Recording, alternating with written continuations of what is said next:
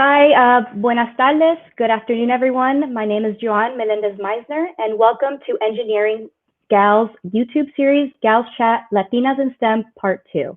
We're bringing together phenomenal Latinas from various engineering fields to discuss the Latinx experience. The event is hosted by Engineering Gals, and Engineering Gals was founded by the wonderful Maritza and Amy in 2016, which they built an online community for engineers. The mission is to share the information and resources to inspire the next generation of engineers. Just a reminder, this event is not sponsored or endorsed by the government, corporation, or any entity. It is an independent event hosted by Engineering Gals. So I'll start. I am today's host. Like I said, I'm Joan Melendez-Meisner, and if anyone is out there, please put where you're watching from. I would love to know what country or what city in the United States you're coming from, so we can definitely shout you out. Before I start, I wanted to introduce a little bit about myself. I went to the University of Maryland, graduated with a chemical engineering degree and a chemistry degree, and I also have a master's degree in systems engineering. Now I'm going to introduce the wonderful panel, and I'm going to let them talk about their experience, where they're from, and what degree they got. Start off with our wonderful Gianina Skarlett. Hi, everyone. So thank you, Joan, for the introduction. My name is Gianina Skarlett. I'm originally from Venezuela. I'm currently living in Los Angeles, and I work as a front-end engineer. It was a really interesting journey to become a front-end engineer, and I actually did not do it the traditional path. I went to school for modern languages, but after a few years, I decided that was not what I wanted to do. I've been coding since I was 16, and I had an ad for a coding bootcamp. It's definitely something that is not the normal, but I was ready for it. And that was how I began my journey as a front-end engineer. I went to a bootcamp called Thinkful, and after graduation, I found a job at Forethought Technologies, where I currently work as a front-end engineer. That's it. That's fantastic. I'm so glad that you're here to join us. Sonia Camacho, what about you? Hi, everyone. So my name is Sonia Camacho. I'm a fourth-year computer science systems major at Oregon State University, and I'm actually starting my master's this year in the accelerated program, so I'm a senior and a freshman at the same time.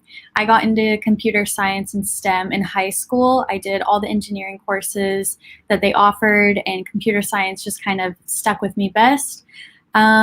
I identify as Hispanic or Latina, and yeah, I'm super excited to be on the panel today, and yeah. Super excited to have you here too.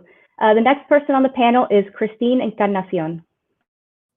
Hi guys, my name is Christine Encarnacion, and I am a sophomore currently at the University of Wisconsin-Platteville. I'm currently studying industrial technology management. I've recently changed my major, so it's still really new to me. I'm originally from Santo Domingo, Dominican Republic, which is the capital. I moved to the U.S. when I was like 8 or 9, so I've been in the U.S. for a while, and surprisingly enough, like I didn't get into like STEM till like my junior year of high school after I watched Hidden Figures. I talked about that a little bit in like the Engineering Gals story, but yeah, it's a really cool story. But yeah, it's a little bit about me. Yeah, Hidden Figures is one of my favorite movies of all time, so thank you. The next person on our panel is Diana Irachata. Hi everyone, my name is Gianina Skarlett. I am a manufacturing engineer, but I actually went to school for mechanical engineering.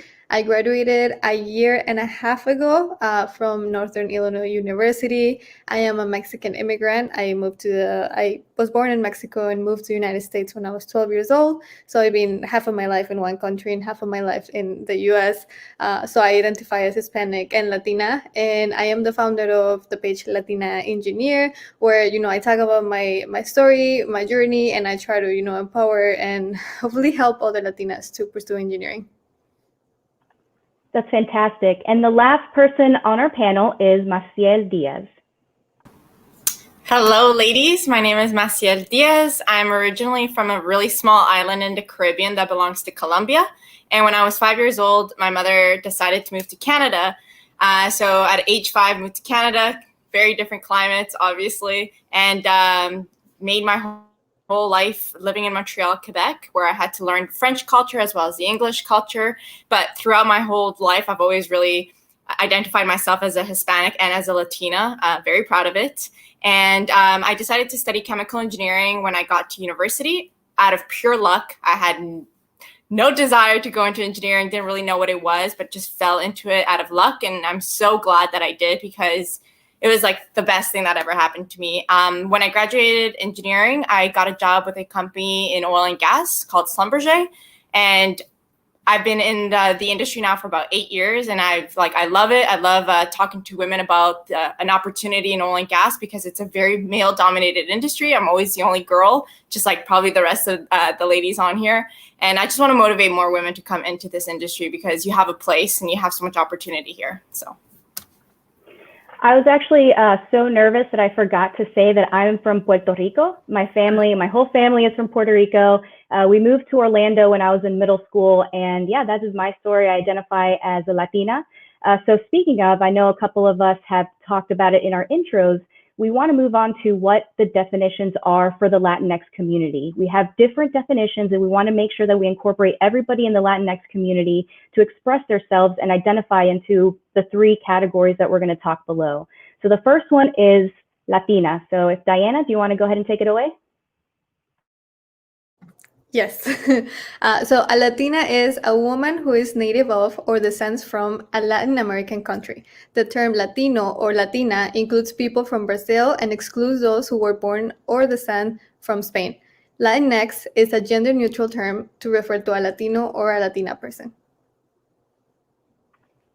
Yeah, and I know that I myself have talked about it, and I identify as Latina.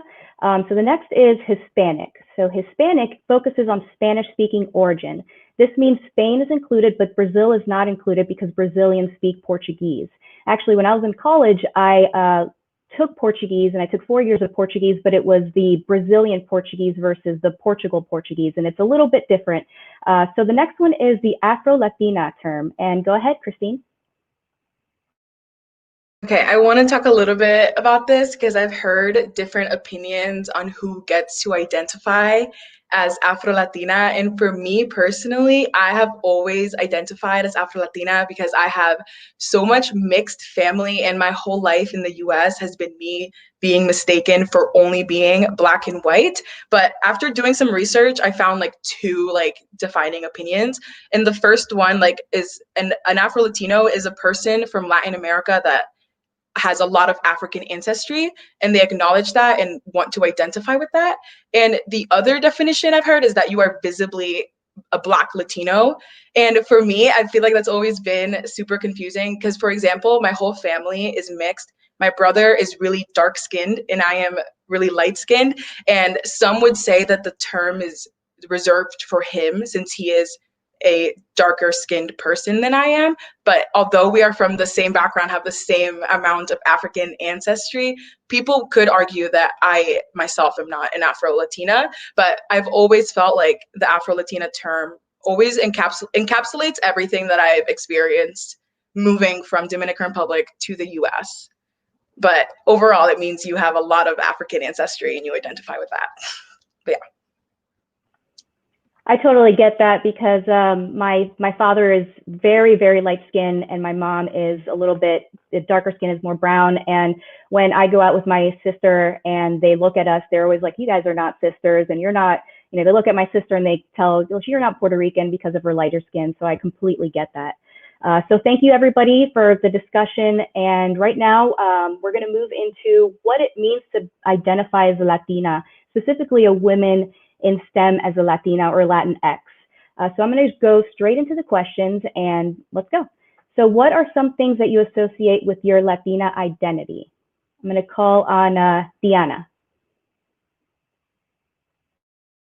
All right. So I think for me, it's mostly the connection that I have with my family, wanting to stay close with my family, to my roots, to where I came from. When I came to the US, it was only my parents and my siblings and myself. So to me, one of the most important things was staying home to be with them. And I picked to go to a school that was close so that I didn't have to leave home, so that I could help them if we had to take my younger siblings to school and pick them up. And that was the most important thing for me. And it came with sacrifices where I wasn't at school all the time, where I could benefit it from being in clubs or maybe office hours that I couldn't drive back. But it was that family bond that I feel like we have really strong, and it's something that makes me feel, I'm a proud Latina. Yeah, and I'm sure everybody here in this panel can identify with that.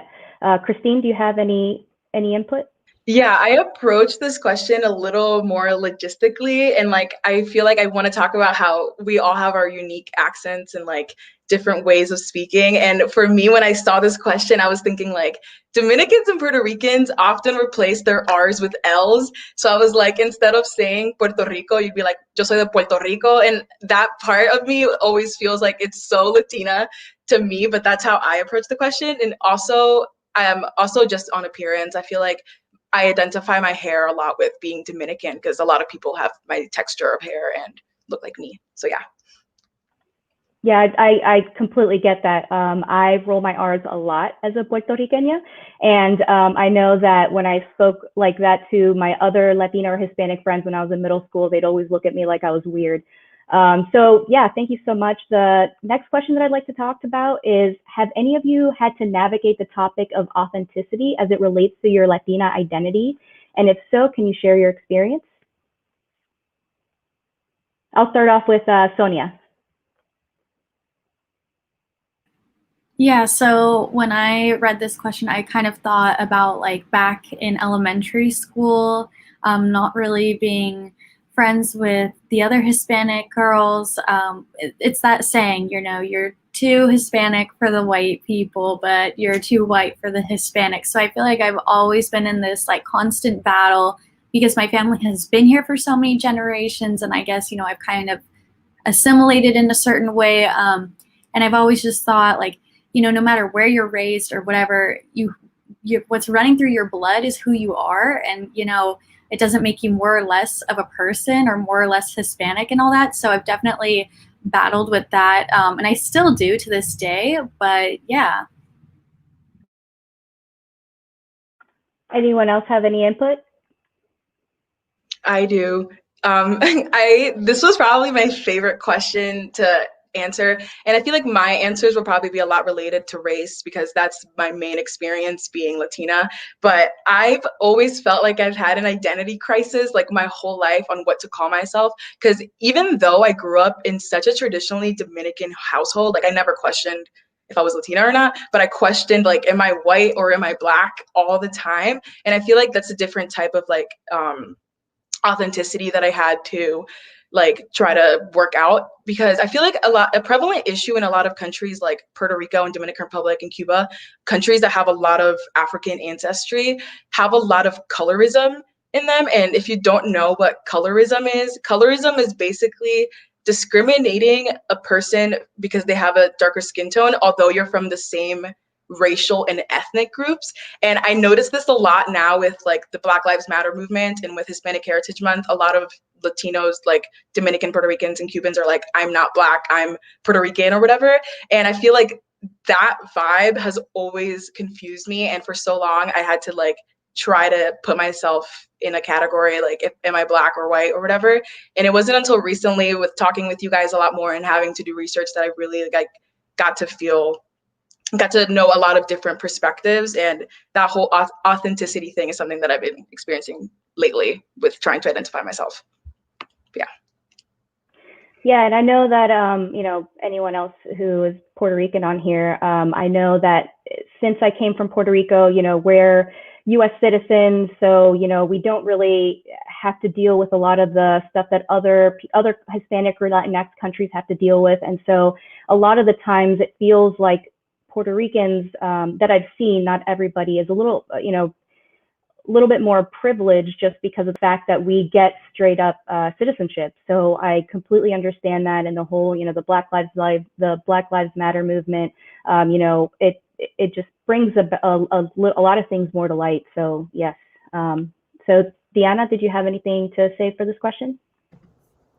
Yeah, two things come to my head with this. It's like the first one is being told that I was so American, to be Mexican, that I was acting too white, and it was the way that I was raised. I feel like they try to fit us into for example, in Mexico, they try to fit us all to look the same, all to act the same way. And to me, we live close enough to the US that our traditions were a mix of, Mexican with American. And, to get here and be told, like, I mean, you're already like pretty much not Mexican because all these traditions that you're used to, it was like, no, I'm still a Latina, I'm still Hispanic, I'm still Mexican. And the other thing is people trying to compliment you by telling you that you're something else that is not Latino. Like I've been told that I look like I'm from Italy, and I'm like, no, I'm Mexican. I like don't try to change me into something else because you see me that I'm in STEM or because you see me that I have higher education. And it's something that you struggle with, where you're not trying to get away from what you are. You're proud of what you are, and you're representing, and you want to keep working for that. So, Deanna, what are some of the things that you do now to help you connect with your heritage? Well, I guess the most obvious one that I did, I participated in a pageant that was a Mexican pageant, and I got to learn way more than I did before then about where I come from. I took that opportunity. It was super interesting to be part of that because we got to write about the state that we came from and in Mexico. And, I was born there, I was raised there. And even years after, now that I speak more English than Spanish, in my daily life, going back and researching that and then talking about it, understanding things that maybe you didn't before was really good for me. I really enjoyed it. And, I try to share that with people. So I'm going to ask another question, that same question to Maciel. So I was really lucky to grow up in a very Colombian household, even though we lived in Canada.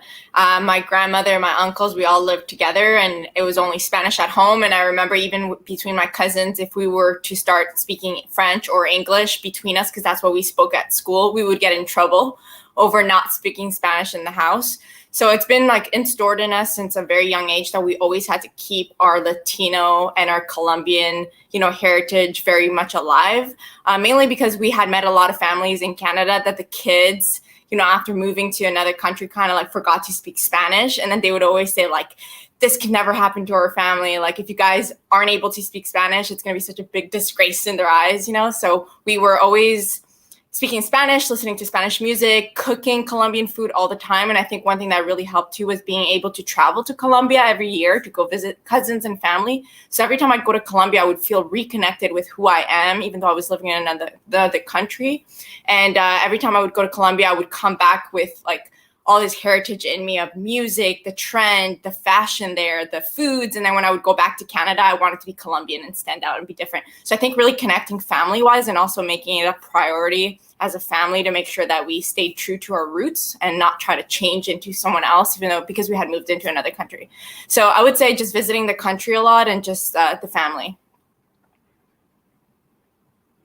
Yeah, and I completely agree. My husband is Anglo-Saxon, so a lot of the traditions that we have and that I like to keep from our Puerto Rican heritage, especially during Christmas time. So, we still celebrate Three Kings Day, and I have to explain to him, what it was, what that tradition is. And to him, it's like a second Christmas, but to me, it's tradition, it's Puerto Rican tradition. And my mom, thankfully, like your family, made us speak Spanish at home, English at school. My brother and sister and myself would always fight because, we would fight with my mom. Like, we just want to speak English. It was easier because that's what we were learning. But my mom stuck to it. She made sure that we spoke Spanish. And I'm so thankful and grateful for that. Because of that, my Spanish it's still broken and not as good as it used to be. But it's still, I can still understand it. I'm very fluent in it. So I'm very thankful for that. So I totally relate with that. Okay, so right now we're going to move on to life as a Latina. And this one's going to be a lot of questions based on what it's like for you and your experience as not only as a woman in STEM, but also as a Latinx woman in STEM in our community. So I'm going to start off with, what is it like to be a Latina, and how has your experience or perspective changed over the course of your life? I'm going to call on Gigi. Hi, Joan. Thank you for the question. So I think for me, it's kind of a different journey. Like, I grew up in Venezuela and I moved to Puerto Rico. So I assume, like, with a lot of the things you've been saying, when I was about 8 years old. So being a Latina from Venezuela, then moving to, like grow within the culture of Puerto Rico was very interesting and kind of different. How a country that, they're both Latinos are so different, like with the food, the culture, traditions. Um, but yeah, my experience is great. Like I definitely did not understand like what Latino even meant, just because that's what I grew up as, and I never had a contrast. But once I moved to the United States when I was about 16, was when I could see like, wow, I'm very lucky because the way I grew up, I'm very family oriented. I have so much culture. There's so many traditions that we follow. So like for myself, I also do Three Kings Day, and a lot of Americans are like, what even is that? And it's also kind of a way to get more presents when you're a child. But now, like growing up with it, I'm so thankful for all the traditions, all the experience I had. And I do get to see the contrast within like an American, someone from the UK. And it's a contrast that is beautiful because you get to appreciate a lot the culture that other people have. Absolutely. Trece y Magos is one of my favorite holidays, so I get that. Diana, do you have anything to add to that?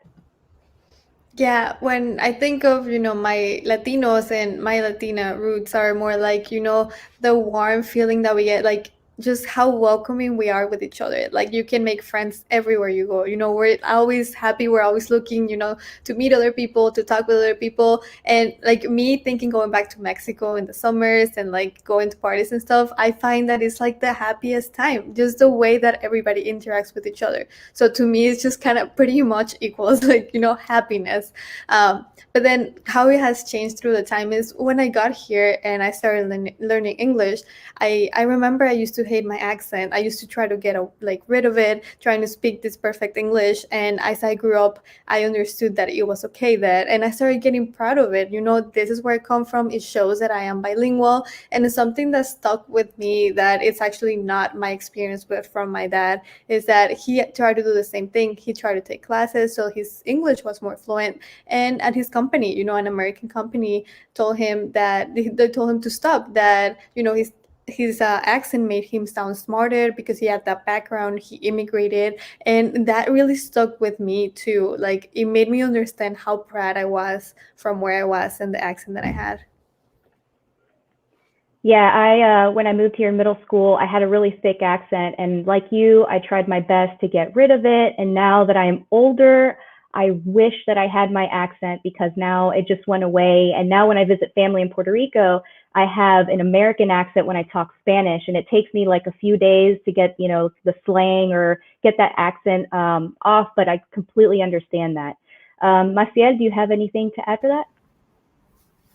Yeah, I think I could relate to both what you and Diana said, where I think growing up, moving to Canada, at first I would say that I had a little bit of shame about being Spanish compared to everybody, because there was quite a bit of, racism a little bit towards immigrants, especially because Montreal or Quebec is very much like French only. So I think it was hard at the beginning trying to fit in with the rest, knowing that, I didn't necessarily have an accent because I was so young when I learned French and English, but my parents or when my grandma would come, I would be like trying to hide them a little bit.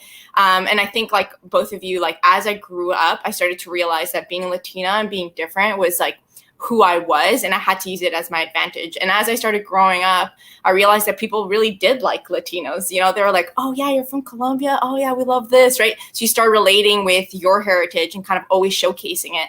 And I think now, I love being Latina. It's like the first thing that people usually ask me, like, where are you from? Where's your name from? It's different. And I feel like I strive off being different versus the same as everyone. So I think as kids, we want to be the same as everyone and kind of like a little bit of shame of who we are. But later, as you grow up, you realize like the more different you are, the better. So that's how I've transitioned. Yeah, absolutely. Like I said, when I moved here, my name in Spanish, and my mom still calls me this, everyone in Puerto Rico still calls me this, it's Joan. But here in America, or in an English language, it's Joan, because it doesn't have those two N's. So I know that when I first moved here, I had to grapple with that reality that my name was now Joan versus Joan. But either way, I have people still come up to me, they see that I'm Latina, they see that I'm Hispanic, and they're like, do you prefer Joan or Joan? And, I want to tell them like, yeah, I like Joan, but, I'm just like, either way, whatever you'd like to call me, that's fine. So all of you guys are amazing role models in the STEM community. And I know that I follow each and every one of you because you are all amazing. So I want to know, who were your mentors when you were growing up, and what do you want to tell the world, or what do you want to express for the next generation of Latinx women in STEM? I'll start off with Sonia, sorry. Yeah, so I was blessed enough to have a mother who is a math major, and then my sister is a mechanical engineer. So I've always kind of grown up with that mentorship and those role models very close to me. And so that's kind of what started my social media journey, because I was like, I want to be a big sister to someone else, so that's why I share, my life as a Latina in computer science and everything that I go through, to hopefully encourage others to see me and say, hey, I can do it too, just the same way that I did with my sister and my mom. Absolutely. Deanna, do you have any mentors?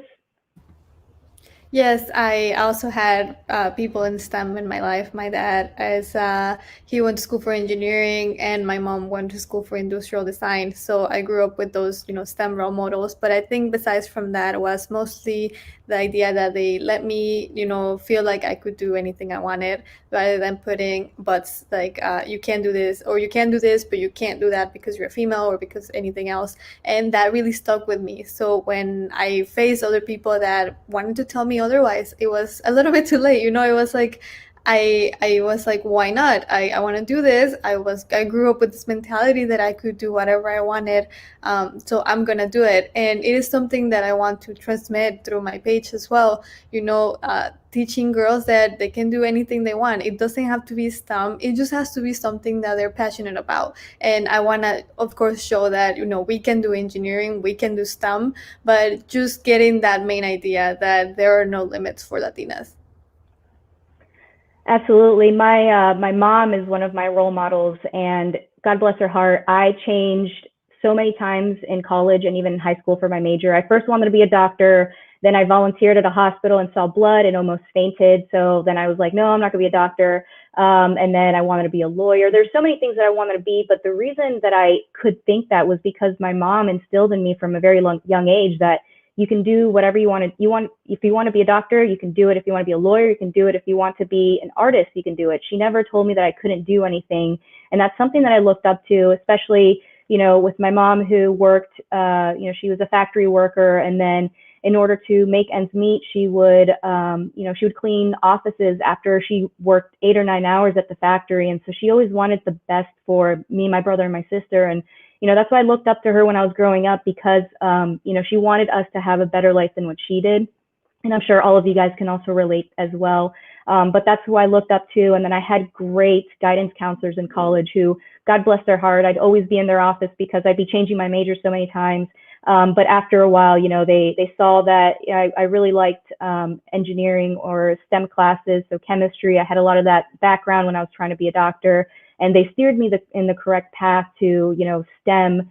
And, I told my mom that I wanted to be it. And instead of just, saying, oh my God, you're changing majors again, she was all for it. And she just went full force and 100% backed me. And, the rest is history. And, I'm really thankful for that. And what I'm excited about the next generation is being accessible. I know all of you guys are wonderful women in social media, and I'm sure that you get tons of messages from high school people, from people in college who are looking for advice, whether it's resume, whether it's jobs, and whether it's, how they should stand out when they're applying. And so, that's what I want for the next generation. We're really lucky to have social media, so we can be so transparent, so we can be so accessible, so anybody can, especially women, Latina women, women of any kind of background, can come up to you and say, I want to be like you, and you answering them is giving them hope and motivation for them to be the next engineers, the next artists, next women in STEAM. So now that we, talked about life in the STEM community, I kind of want to shift gears a little bit. And I know that, we have seen a lot of talks in the media, or, with the voting season coming up, I want to talk about the immigration experience. I want to open it up to the floor and let me know, did anybody have to go through immigration, and what was your experience like? Yeah, so I could talk a little bit about immigrating to Canada. So it's a very difficult journey, and I'm very lucky that I was small and didn't comprehend as much, but I would, put my hat down to our parents, who were all the ones who obviously immigrated and brought all of us when we were younger to have a better future, because that's the whole point why people usually move, right? My mom's goal was, I need her to have a better life than what she could have had in Colombia. I want her to become someone and, have a better future. So I remember being 5 years old and moving to Montreal, and obviously not understanding French, not understanding English. It was all very different. Money was a struggle because you leave, South America, you go to North America, things are very expensive compared to your country. At that point, my mom's a microbiologist by trade, but when we got to Canada, her degree was worth nothing, which is very difficult for most immigrants who, there's lawyers, doctors, like so many really good professionals, and they show up to another country and they're like, well, we don't care about your paper. You are nobody in this country. So I saw that through my cousins and my uncles, and everybody was starting from scratch at, 30 plus years old. Imagine all of us, all our degrees throughout the door. And my mom had to clean houses, be a secretary, kind of like the typical what you see in a movie. And I remember growing up thinking like, wow, this is a very hard life. But they did it for us and for me. And I'm extremely thankful, because as a second generation, or the first generation being Canadian now, is like, life is 10 times better than what it could have been in my country. So I really am very thankful for my mom who did that. But I do remember it was a struggle within our family. We used to all live together, like cousins and uncles. Like we were like 20 people in a house. And but looking back through all of this, no matter how shitty it felt like it was, I am so thankful, because it's made me who I am today. And like I have a story, so I'm very grateful for it. But it is very difficult, and we were lucky that Canada, you have to go through a lot of lawyers, and we had to show up to like judging days or whatever, where we would have to go to court, and then the government would be like, why do you want to move here? Like there was all these things, a lot of lawyer fees, and it took us about 4 to 5 years to be able to be accepted in Canada. And even back then, it was really easy to get accepted. Now it's a lot harder. But yeah, it's definitely a struggle. But I'm glad that she did it. And for anyone looking to immigrate, it is a lot of paperwork and it is very hard. But you'll have a better future if you do get a chance to stay. So that's my little pitch on immigration. Yeah, absolutely. My father was in the Army and my parents divorced. So my father married my stepmom, and she's from Ecuador. So I have gone through that paperwork process with them, because I helped them, write it. I helped them turn it in. So I understand the long process of them getting a green card to come to the United States. And like you said, it's they're sacrificing. My stepmom and my father have a child, my stepbrother, and they're coming to the United States. They actually just moved here this past summer because they want a better future for their son, my brother. And so, I completely get the journey. I think it was like 7 to 8 years, and my father was a United States citizen. So imagine going through that process without, being married to someone who's already a citizen. So it's a very long, tumultuous process. And it costs a lot of money. So I completely understand that. But like you said, and you said it perfectly, they're trying to, the next generation, have a better life for them. So that's awesome. So the next thing I want to talk about are, what are some stereotypes that you guys have faced in society and in your own community? I'll call on Christine. Yeah, I have a couple of things that I want to talk about.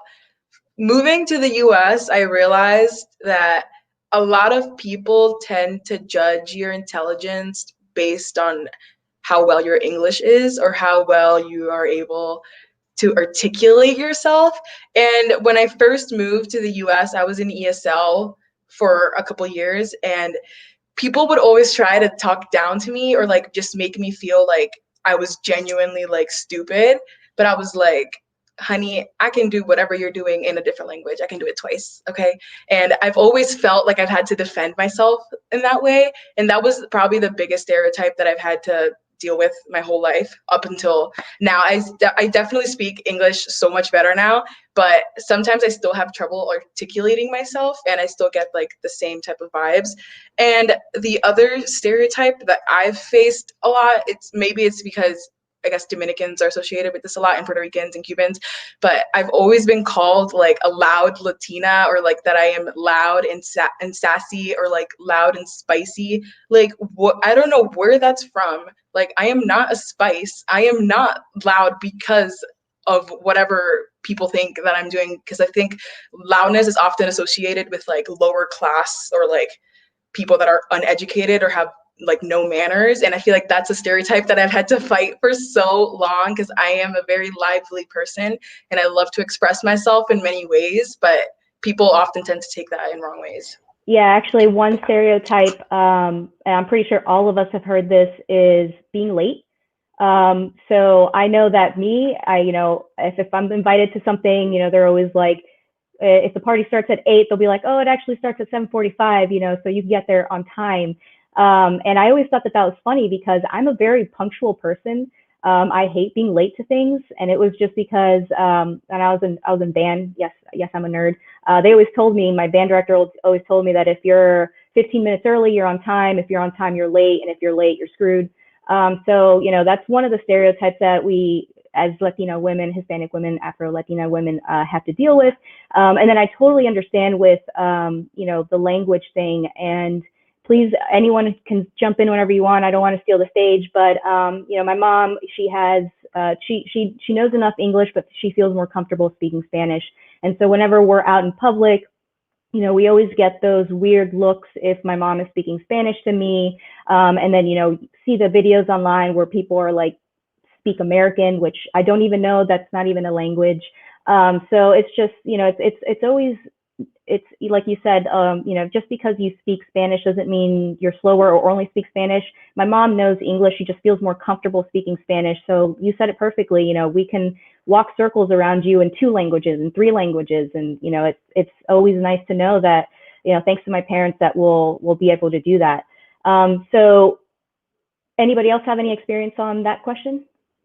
Yeah, I wanted to add to that question. Like, for me, I've had a different experience. Like, as you can see, I have blonde hair, and I would not say my English is perfect, but a lot of people do not find my English associated to an accent, which is kind of amazing to me, because I definitely feel my accent.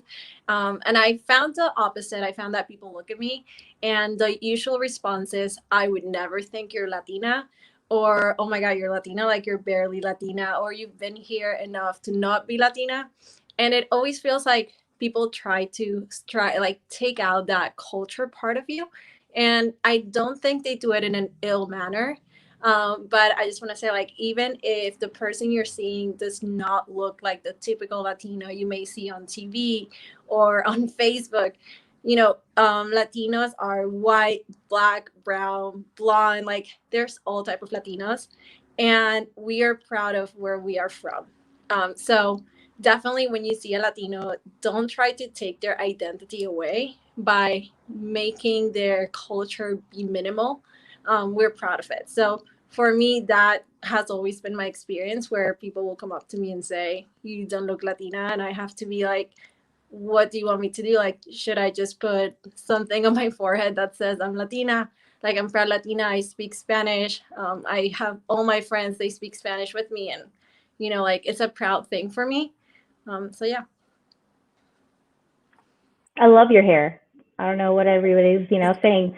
Okay, thank you everyone for your comments. That was a great discussion. Now we're going to move on to STEM outreach in the STEM community. So as a Latina STEM influencer, what is your experience in the tech and STEM community? I'll start off with Diana. For me, it was really lonely when I was in school. I didn't have many classmates that looked like me, that wanted, to hang out with me, that I felt like I shared interest. So it made it really difficult. It made me feel like I didn't belong most of the time.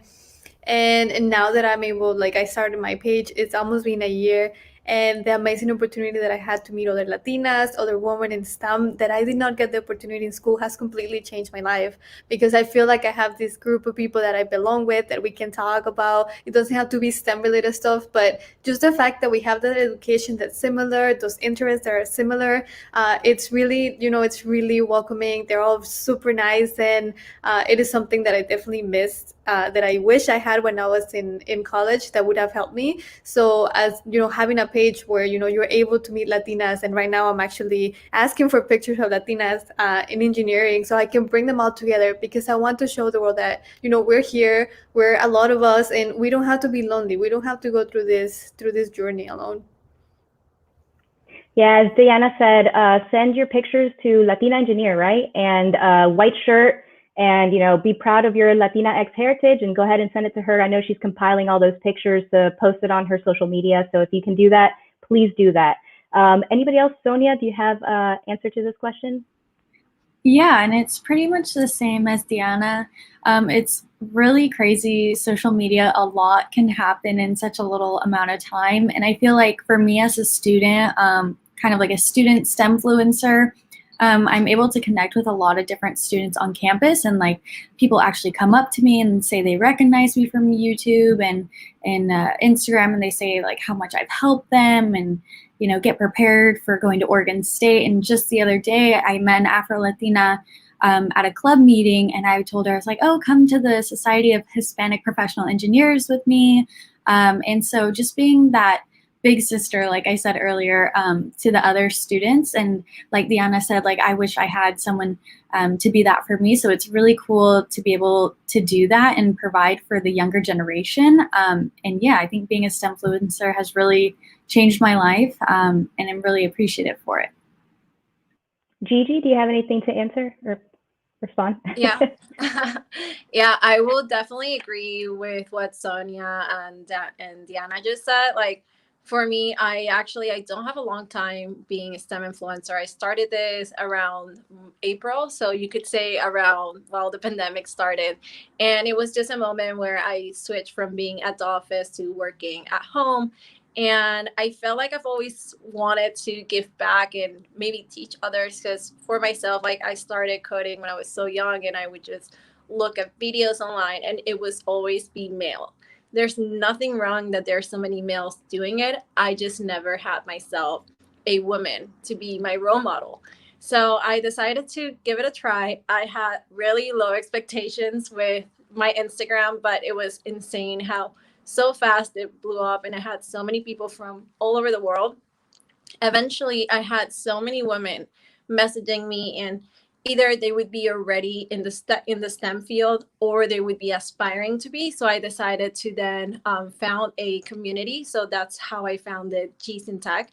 So it's a global community from women all over the world who are either already in a STEM field with a job, or they're just looking into it or wanting to learn more.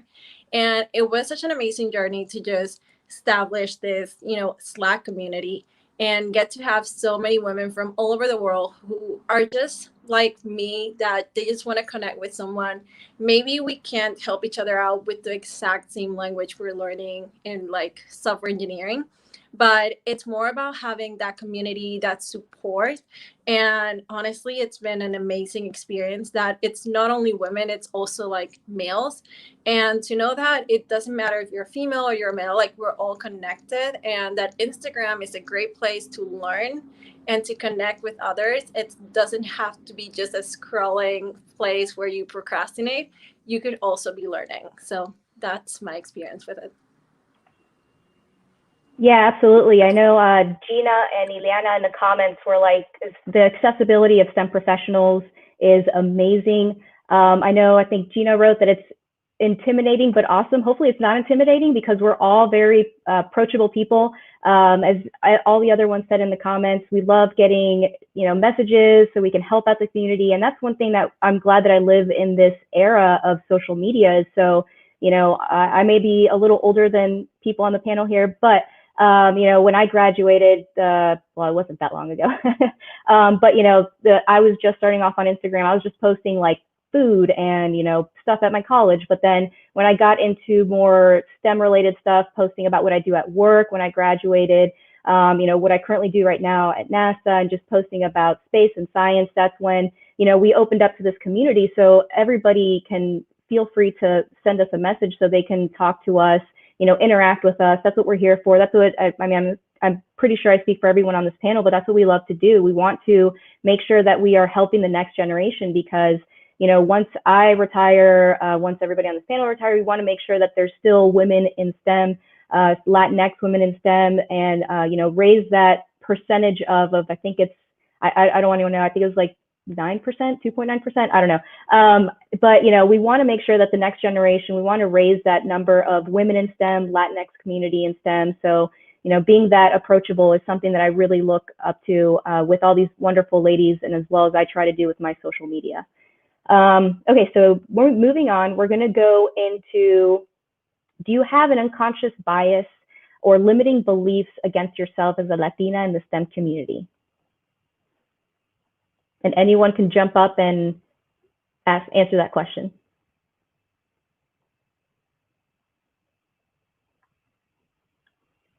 Who's going to be the first brave one to jump in? I don't know. I guess for me, a lot of the time I have this kind of doubt in a way that's I'm advocating for Latinos, Latinas, Hispanic people to get into STEM, but I didn't grow up in a very traditional Mexican household. I'm not a native Spanish speaker. So, I've been in America my whole life. And so I've always kind of been afraid that other people will have this idea of someone who's promoting Latinx, Hispanic people to get into STEM. And I'm always afraid that that's not who I am, or that I'll be judged and said that you're not even that Latina and stuff like that. So I feel like there's a lot of pressure as well with the whole authenticity and identity. And I feel like that's kind of something for me that I always kind of think about and have to worry about. Yeah, that's actually a perfect segue into our next question, which is imposter syndrome. Have any of you guys felt like you've had imposter syndrome? And if you did have imposter syndrome, how did you overcome it? I'll start with Sonia.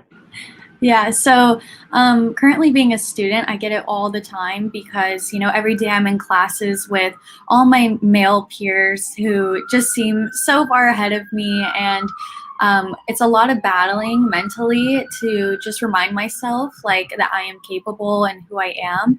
It's really about who you surround yourself with as well. Because, you can tell someone, oh, I have a big exam coming up, but I don't feel worthy enough, or I don't feel like I'm going to do well. But having external people tell you, oh, you're so smart, you can do it, and just reassuring you is really important. Something else that I do is write down my goals and just kind of use my doubt as motivation. Don't fail, don't prove other people right, use it as motivation to just keep going and do better every day. Yeah, absolutely. And I feel like our community is really good with motivating all of us. I know that when I look at all of your profiles, I feel inspired. I know that engineering gals always posting motivational stuff on the Instagram as well. And that's what I love about this community, is because if you have imposter syndrome, or if you're feeling like you don't, you're not smart enough, or you're not in the position that, that you deserve the position that you're in, you have this amazing community that has your back. And that's what I love about it. Gigi, do you have anything to add to the question?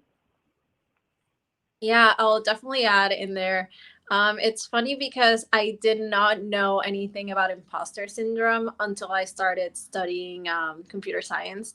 And I read an article, and I remember just reading an article. I'm like, wait, I feel like I have it by just reading this. It was so intense to read. I've always been someone who's been very confident in myself. I really don't doubt that I can get something done because I do it in a very logistical way. And I kind of just break everything down in tasks to get to my end goal. So that wasn't the issue for me.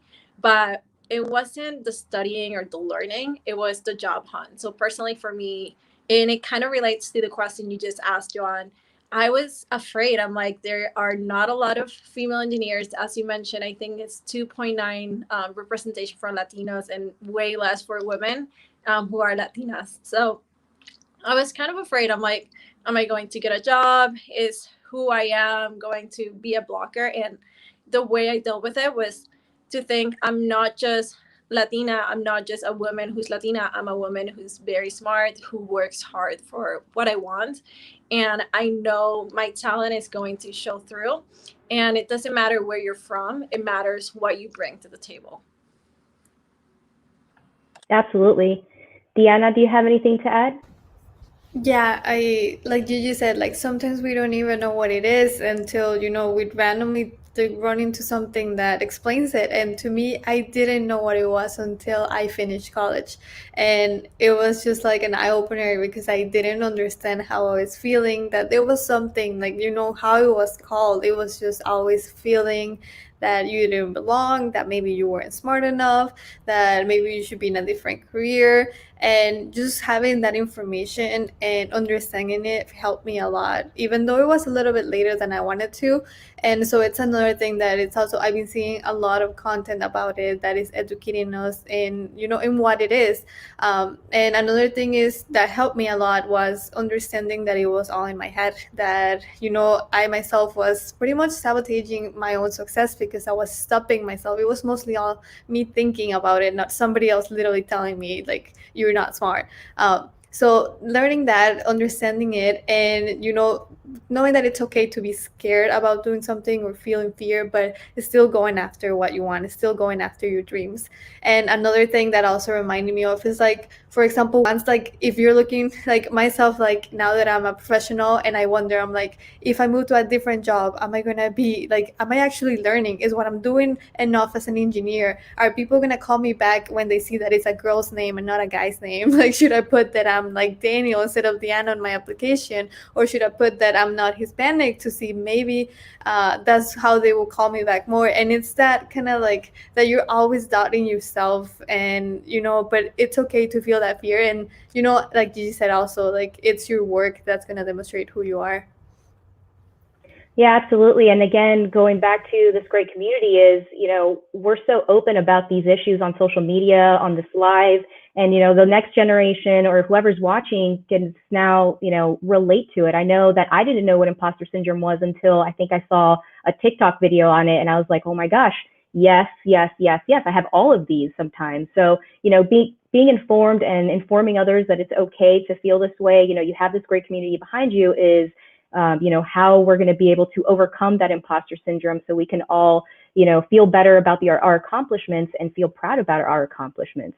And I know that we're going to segue a little bit. I know that we talked about that 2.9% of Latinx or Latinx representation in the STEM community. So I'm going to open it up to the floor and ask, what do you think we can do to help the Latina or Latinx representation in the STEM community? Yeah, so I can start with that. So I think mentorship is key. There was actually a John Hopkins study in 2008 that found there was 5 different things that stood out for Latinas and the chances of them being successful, and that was familial support, peer mentorship, faculty mentorship, your classroom climate, and your academic involvement. So, and I think those all go together. So finding mentors is, or being a mentor to someone else is really what's going to help the younger generation and any generations really just stay in the STEM field or higher education in general. And it'll overall help increase our numbers. And so I always say a way to keep this up is just by sharing our stories and, never stop posting on Instagram and keeping it real. If you're having a really bad time, if you failed a test, putting it out there, letting other Latinas see that it's normal, so yeah.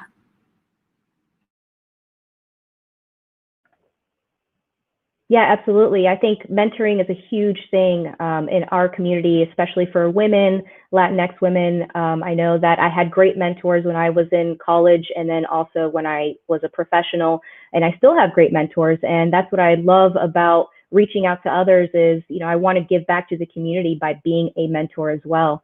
Anybody else? Deanna, did you have anything to add for the conversation?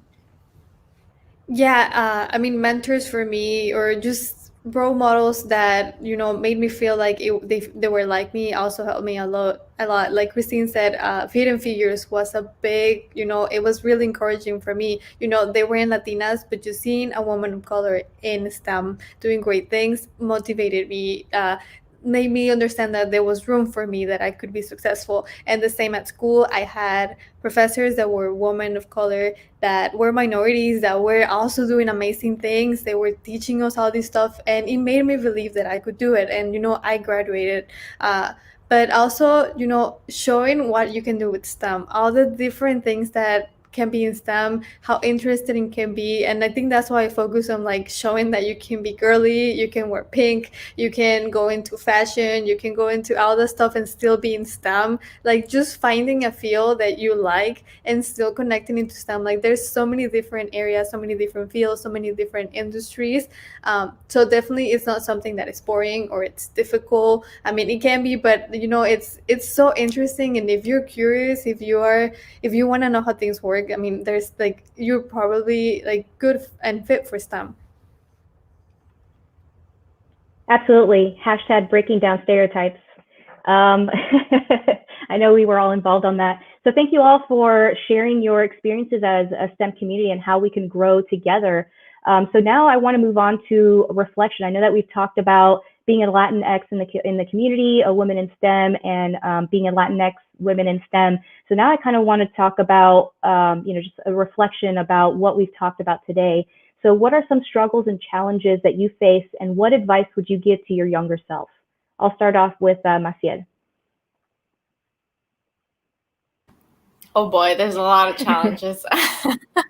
I would say my biggest struggle as a career and my challenges is definitely my personality, where sometimes if people are criticizing me in a good way, I will take anything they say and like turn it really bad and be very defensive, even though I could be in the wrong, especially at work.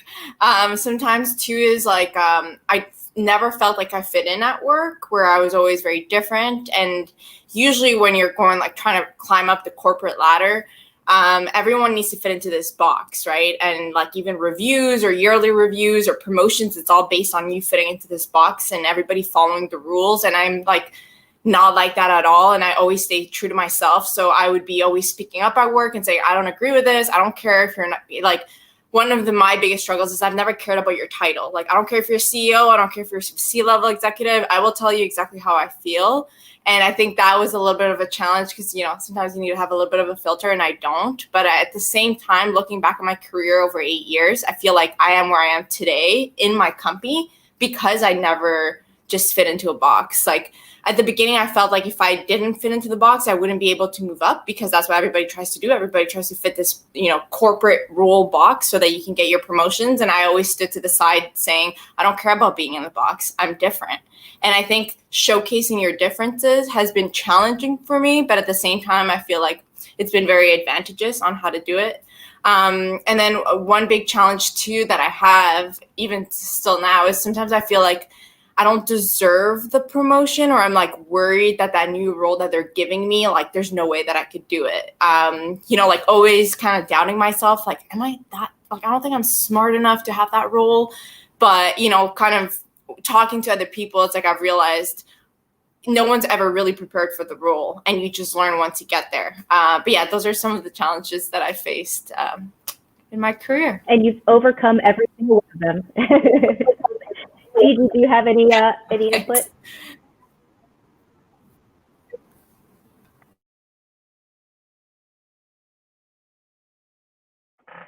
Gigi, I think you're on mute.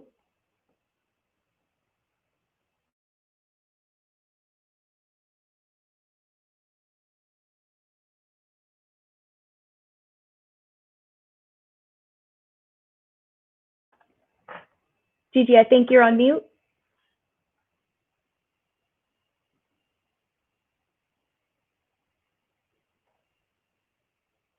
So while Gigi comes back, and she can interrupt me whenever, some of the struggles and challenges that I face and what I would like to give to my younger self is never give up. I'm always talking about, it's okay to fail. I know that when I was in college as a chemist and a chemical engineer, I failed organic chemistry. And I love saying that because I'm not embarrassed about it, because it's okay to fail. You don't have to be the smartest person in the room, to be involved in STEM. You can fail several times, as long as, if that's what you want to do, just keep going with it. I always thought growing up that in order to be a NASA engineer, I had to have a 4.0 GPA, the smartest person, the genius in the room. And that's what I want to bring to social media is authenticity and humanize STEM professionals, because you can fail several times and still get to where you are. I did not have a 4.0 GPA when I graduated college, and I'm okay with saying that, but I still got to where I want to be because of the persistence, because of me talking openly about my struggles. I did not get organic chemistry. I just could not get it. C equals degree for that class. But, you know, it's just, I want to make sure that everybody is aware that it's okay to fail, and you're still going to be where you want to be if that's where you want to end up, as long as you work hard and, you know, you put forth the effort and just keep on trying. I applied to NASA 13 times before I even got an interview, and eventually I got the job. So don't let, you know, failures put you down. I usually say that failure is just a stepping stone to success. So just keep on going, and I wish that's what I would have told my younger self. Let's see if Gigi's back on. No? All right, so we lost Gigi for a little bit, but when she comes back, we can definitely, she can interrupt me and we'll go back to this question. But I want to go to another question and open it up to the floor. So how important is self-advocacy, and what are some ways you have done that for yourself? And I'll start with Deanna. Yeah, I think, understanding, how much you have done in your life. For me, when I put it down as I'm a Latina, I'm an immigrant, I'm a woman, I'm an engineer, it just makes me feel, so proud of like all the things that make who I am. And, feeling proud of that, knowing that you work to get to where you are. And I guess the one time that I can think of, self-advocacy is like knowing what you're worth. Like when I went for a job, I started looking, and once I got an offer, I went back, and I wasn't afraid to to speak up, to talk about what I knew about my experience, about how much I wanted to make. And you never get things that you don't ask for. So don't be afraid of ask things that you want. You never know, you might get a yes, you might get a no, but the worst thing is you just get a no. So always advocate for yourself and ask for the things you want, because most of the time people just won't know. Absolutely. And I know Gigi's back, so I'm going to go back to her, so hopefully we can hear her this time. Absolutely. Are we still on the same question? Yeah, so what are some of the struggles and challenges you face, and what's some advice that you'd give to your younger self? Yeah, so sorry about that. And what I was saying is, as I mentioned, I started coding when I was 16, and it was always something I did for fun. So even throughout my life, I did mention I did not go to college for computer science. So I was working as a manager in a Hilton hotel, and I would always continue coding on the side for fun. And I kind of, now looking back at it, I see it as it was the way for me to protect myself from maybe getting a no. And it wasn't until I moved to LA in 2017 that I had someone in my life who gave me the push to go for it and do not be afraid to try and fail, pretty much. And I think that is one main thing I would tell my younger self. Like, don't be afraid. Don't let the world tell you no. Go out there and actually get a no, and then keep trying. I think a lot of us are just so afraid of the possibility. We forget that there are so many other possibilities that we just block ourselves. And I see it as a way that we kind of block our blessings by only grasping on to the worst thing that could happen and not the best thing. And also, I kind of assimilate with what Maciel was saying about feedback. As a software engineer, there's so many different ways of doing one thing, and sometimes you get feedback, and even though whatever you did worked, it was not the best way to do it. And learning that this feedback is constructive and it will make you better is something that I learned very early on, and definitely helped me become better at my job.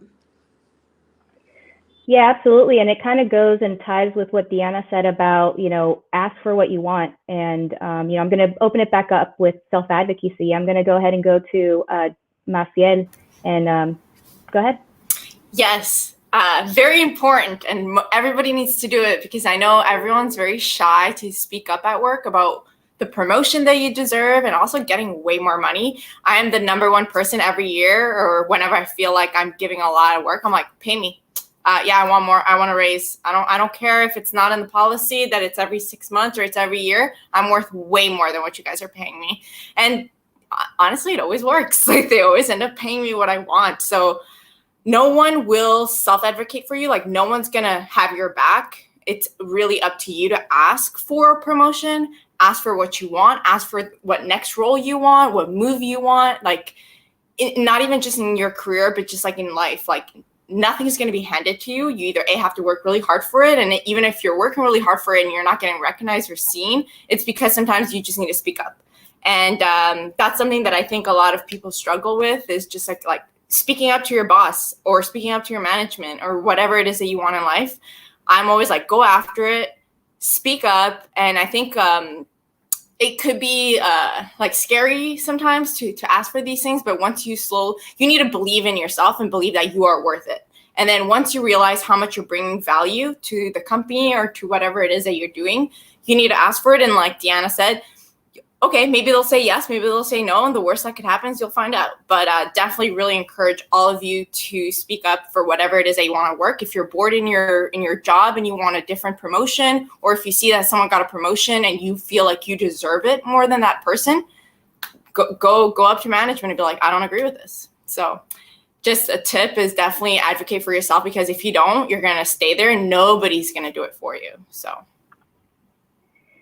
Yeah, and I think I recently read somewhere where they're encouraging women to talk about their salaries to each other, because I know when you start a company, they're like, don't talk about your salary. Salaries is a no-no, but I think that a lot more women are more open to talking to other women in their company as to what they're being paid, to make sure, that they're getting paid the same amount for the same work, and, talking to their male counterparts to make sure that women are being paid as much as a man. I know that we're getting paid at 80 cents to the dollar, so we want to make sure that our male counterparts, if they're getting paid a little bit more than us, and like Diana and everybody said, is you want to make sure that you ask for what you are, or ask for what you want to get paid for. You want to make sure that you're getting paid for the exact same work that you're doing, and that's how we're going to be able to reach that equal pay rights for both male and female counterparts.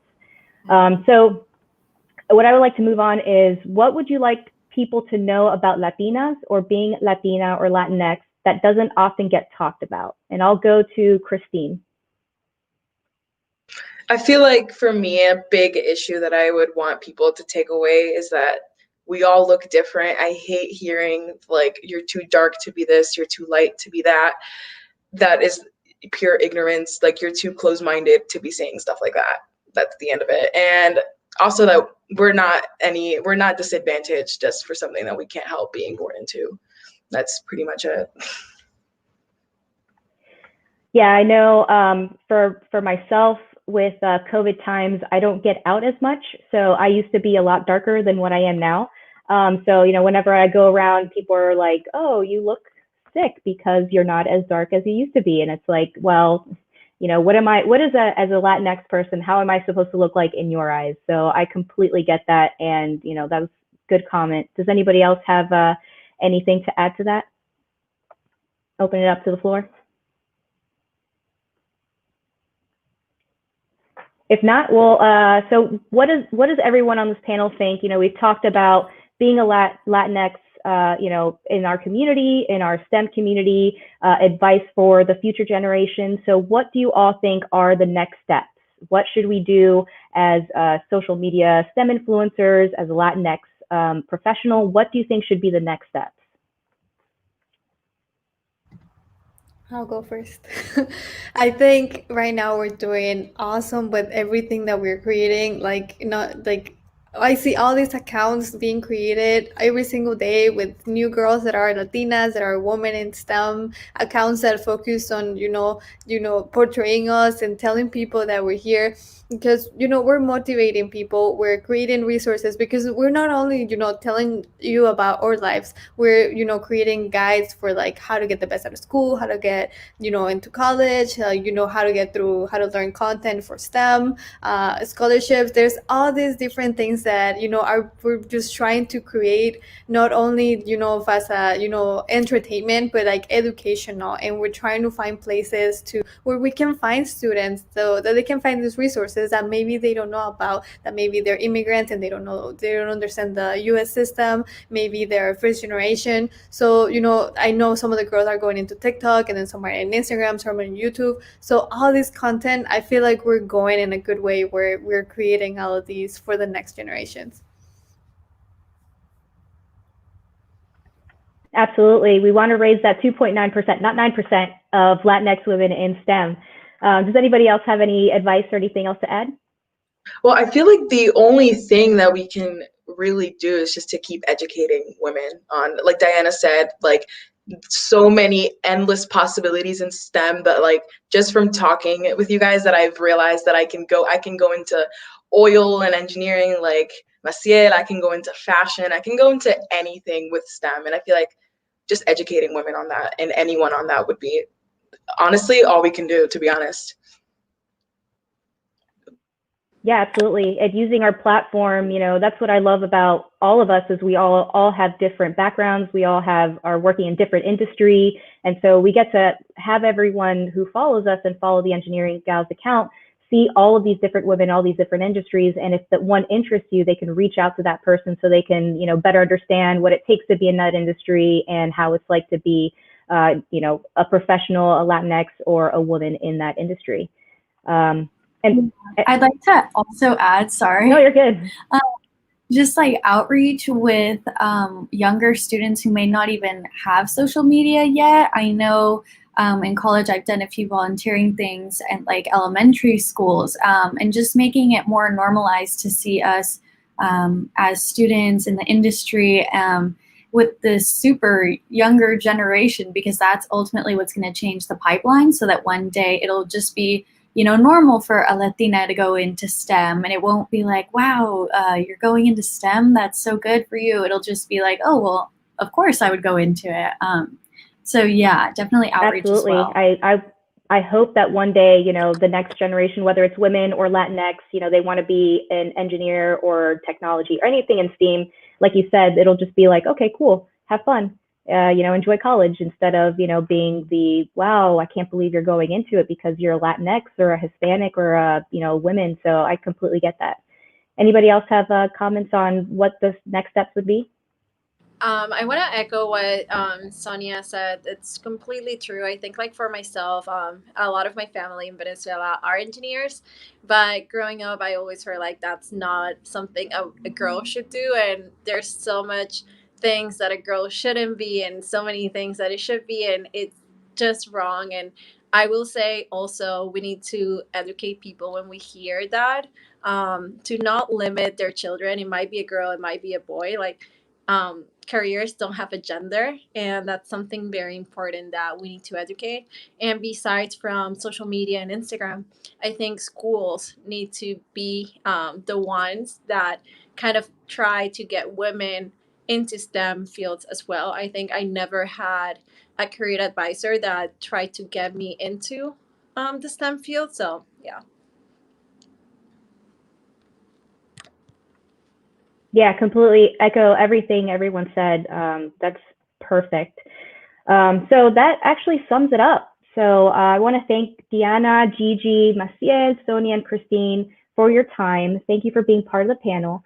Your online presence is definitely inspiring to the youth and the future engineers and either Latinx or women who want to pursue STEAM careers. I want to thank everybody online who was here and watched the panel. This was amazing women, as you saw, were from all different parts of the world. And, you know, we are all here part of the Engineering Gals because we believe in it. We believe in reaching out to others and making sure that we are accessible so the next generation, I keep saying generation, but, you know, people behind us, whether it's 2 or 3 years, feel comfortable going into these STEAM careers and know that, you know, we're here and available for everybody.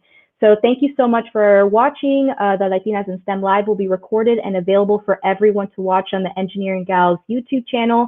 And also, I want to remind everyone that this October 5th, we have an event called Engineering Gals Vote 2020 or STEM Vote 2020. So please, if you want to participate, take a picture of yourself with a sign that says vote and use the hashtags Engineering Gals 2020 and STEM Vote 2020, and make sure that you tag Engineering Gals. We want to see your pictures. We want to see everybody who's eligible to vote being out there and voicing their opinion, Does not matter what the candidate is. Just make sure that you vote and you voice your opinion as an American. And yeah, thank you everyone for being here today. It was a pleasure hosting. I'm really excited. And all right, see everyone. Thank you.